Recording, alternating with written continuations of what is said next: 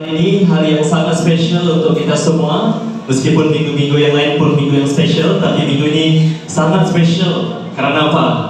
Coba tekan. Karena kita akan merayakan hari ulang tahun gereja kita yang ke-7. Hari ini beri kemuliaan kepada Tuhan. Semua karena kasih dan anugerah Tuhan. Amin. Oke, jadi pertama kali saya menyambut kedatangan jemaat Tuhan yang Hornbill yang beribadah bersama-sama dengan kita pada pagi hari ini, yang onsite maupun yang mengikuti ibadah kita secara online di YouTube BDM Hornbill secara live. Oke, jadi mari kita katakan sapa mereka dengan ucapan hai. Alright. Oke.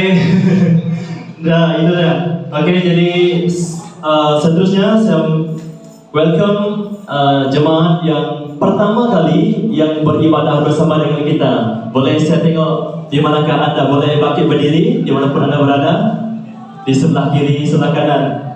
Oke, itu dia. Oke, yang bersebelahan dengan mereka boleh berikan salaman orang. Oke, yang sebelah kanan saya ada. Sebelah kanan ada yang baru pertama kali beribadah bersama kita. Oke, nampaknya jemaat yang setia beribadah bersama dengan kita. Alright, so dan last but not least kita we welcome Pastor Dr. Willy Sigo. Alright, beri kemuliaan.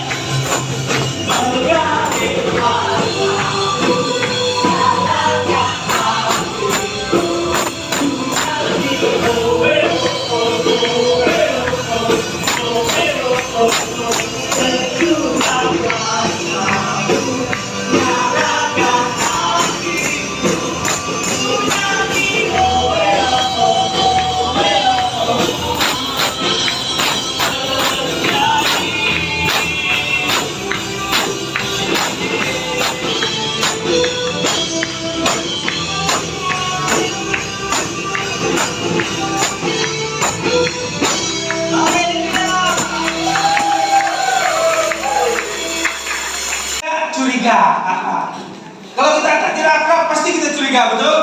Mungkin dia ini hak dengan saya lah. Mungkin dia ini mungkin semuamu. Saya mau katakan ikut Tuhan jangan mungkin. Mau pasti. Ikut Tuhan jangan mungkin begitu orang. Tuhan jangan mungkin. Ikut Tuhan pasti. Haleluya, kemuliaan Tuhan. Saudara, akhirnya apa Yosua seorang yang bukan hanya akrab dengan Musa, tetapi dia seorang pribadi yang dipenuhi oleh Roh Kudus untuk menuntut the right person at the right position and at the right time. Okay? Untuk meneruskan legasi kepemimpinan Musa adalah Yosua. Nah, nama Yosua sendiri yaitu berarti penyelamat. Ya, dialah yang akan membawa ya kasihan. Amat sedih. Katanya kita mengingatkan Musa.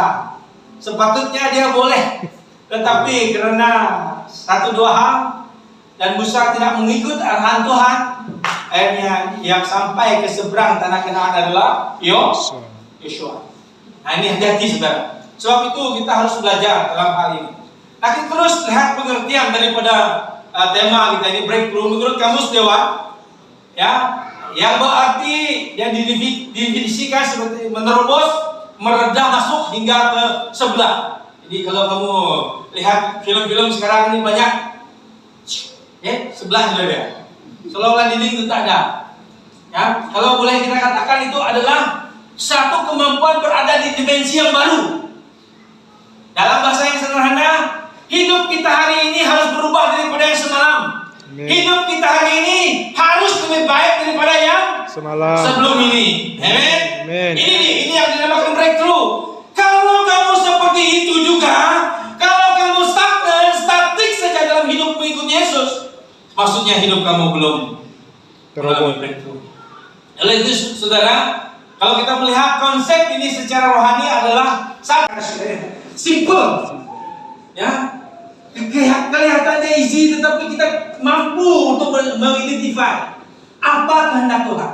Oleh sebab itu, saudara, berdasarkan teks yang kita pelajari pada pagi ini, yang kita sudah baca dan definisi ini, maka saya ingin membawa kita melihat bahwa gereja Hornbill di ulang tahun yang ke-7 ini mampu membawa breakthrough ataupun terobosan dan dimensi yang baru. Banyak hal yang besar yang Tuhan buat untuk Hornbill apabila kita mampu mengenal siapa Tuhan kita dengan benar. Amin. Apabila kita mampu mengenal siapa Tuhan kita dengan benar. Amin. Banyak di antara orang percaya mengaku diri dia Kristen, tetapi kamu simpel saja. Menurut kamu siapakah Tuhan? Ini pertanyaan. Okay, murid-murid Yesus datang kepada Yesus satu ketika dulu, dia katakan, guru, orang kata kamu ini nabi, orang kata kamu ini seorang utusan, orang kata kamu ini Elia.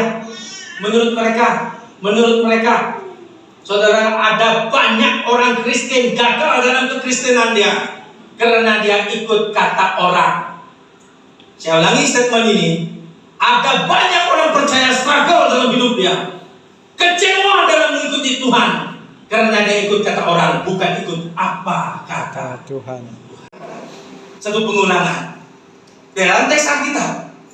Menurut hukum hermeneutik, sesuatu yang diulang itu berarti bermakna, penting kalau diulang. Nah, saudara, dia katakan di sini, kita akan melakukan breakthrough apabila kita melakukan perintah. Apa perintah dia? Kuat dan teguh hatimu. Sekali lagi, hati. Bagi orang kiri kanan, hati adalah pusat kehidupan. Hati adalah fokus kehidupan kita.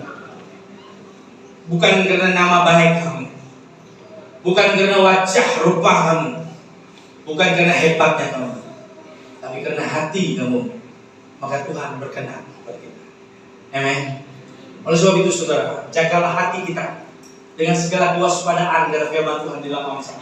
Sebab dari situ katakan siapa Tuhan itu. Saya mau katakan, iblis kenal Tuhan, setan kenal siapa Yesus, tetapi dia tidak menyembah Yesus, dia tidak mengimani Yesus. Saudara, kita akan melakukan perkara dahsyat dalam hidup kita. Kita akan melakukan perkara luar biasa dalam kehidupan kita apabila kita mampu menetapkan satu ketetapan. Sesungguhnya tidak ada Allah lain, hanya Yesus Tuhan dalam hidup saya. Amen. Saudara yang saya kasih dalam Tuhan Yesus, ini perkara